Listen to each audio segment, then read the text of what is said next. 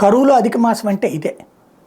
ఓ పక్కన తెహ్రీకీ Taliban Pakistan, తెహ్రీకీ Taliban జిహాద్, Baloch rebels ఇట్లాంటి వాళ్ళతో తల్లడిల్లుతున్నటువంటి పాకిస్తాన్ మీద ఇరాన్ యుద్ధం చేయటం, ఇరాన్ ప్రయోగించినటువంటి మిస్సైల్స్. ఇక్కడ అసలు విచిత్రం ఏంటంటే భారత యుద్ధ విమానాలు బాలాకోట్ అంటే పాకిస్తాన్ సరిహద్దులో 200 కిలోమీటర్ల లోపలికి వెళ్ళినాయి. వాళ్ళ రాడార్లు ఏం పసిగట్ల. రాడార్ అంటే ఏంటి?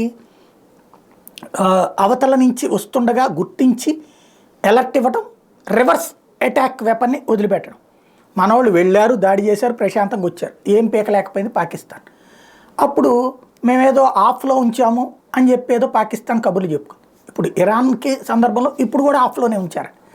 అసలు విషయం ఏంటంటే రాడార్ వ్యవస్థ వాళ్ళకి చైనా ఇచ్చింది.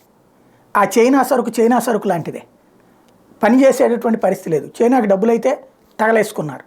ఇప్పుడు ఆ రాడార్లు తీయాలా, ఎవరి నుంచి తెచ్చుకోవాలో అర్థం కాని పరిస్థితి పాకిస్తాన్ది.